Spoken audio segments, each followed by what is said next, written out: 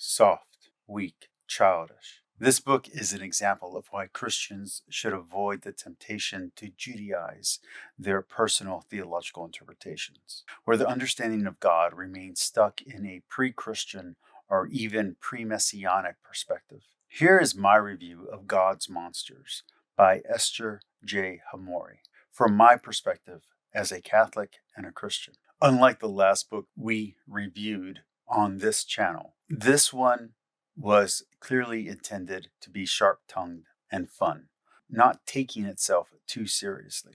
But if Francesca Stavropoulos' God and Anatomy was blasphemous and heretical, at least it was intellectually rich and historically grounded. God's Monsters, not so much. What I had hoped would be a thoughtful examination of lesser-known Bible baddies and a guide to the mythological creatures that surrounded the biblical world turned out to be a snide screed against powers, dominions, thrones, cherubim, and seraphim, with a mild defense of the devil thrown in. In his telling, God is a monstrous mob boss, and the angels are his henchmen. But credit where credit is due. The premise is clever, even intriguing. Hamori takes the strange, terrifying, and often destructive figures of the Bible, like the seraphim, the destroying angel, and the four horsemen,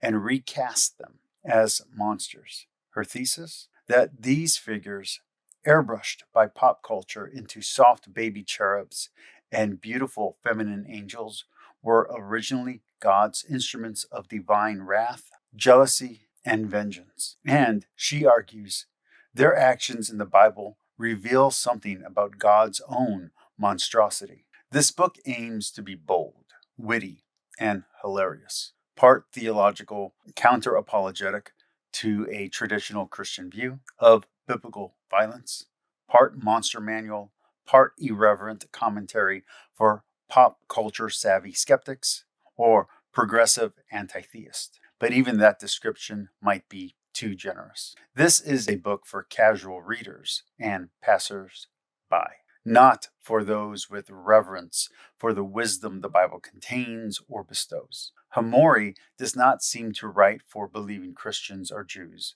whether Orthodox, Jewish or Christian, Reformed, Rabbinical or Calvinist, or in my case, Catholic. Instead, she seems to target cultural Christians, or those who practice a vague form of folk Judaism. The book tries to correct unoffensive, simplistic, or family-friendly, aka seeker-friendly understandings of Bible creatures and popular biblical narratives, which may have only been digested or filtered through media such as anime, comics, novels, TV shows, or memes. She often assumes her audience's biblical literacy is abysmally low, at times to an insulting degree, on par with the literacy and comprehension of a beloved household pet. Each page is peppered with sarcastic asides and snarky quips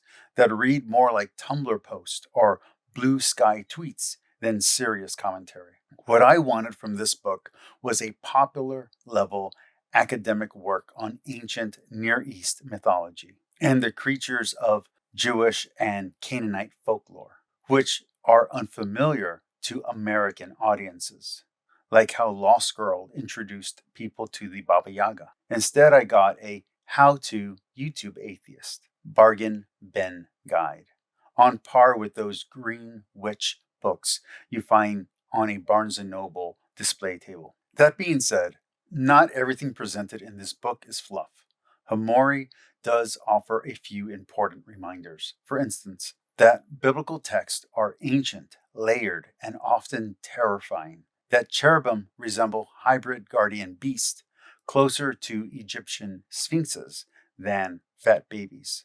That seraphim are winged, fiery serpents whose venom burns. That spirits and demons in the Bible serve God's purposes, knowingly or unknowingly. And above all, that everything is under God's control. All that happens occurs by his permissive will. These are truths that many in the Gospel of Grace crowd, prosperity gospel followers, and the it's a relationship, not a religion types routinely misunderstand.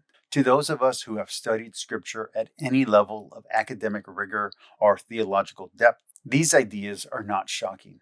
But God's monsters does serve as a reminder for those unaware that scripture doesn't cater to modern sensibilities or popular seeker-friendly audiences. This book could have been a chaotic yet fun resource exploring biblical monsters on the edge of accepted theology. Instead, it was an expression of cultural resentment against authority and patriarchy at the intellectual level of Olivia Rodrigo lyrics, or, for my generation, lines spoken by Jane from Daria.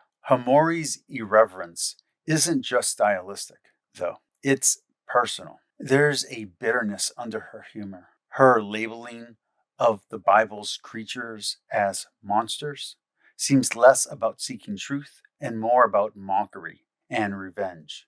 She's angry at God, and she wants readers to see him the same way she does, proving her point by quoting scripture out of context and weaponizing it against traditional faith. Rather than engaging with Christian or Jewish orthodoxy, she leans into unorthodox rabbinical interpretations, obscure Talmudic folklore, and speculative mythology.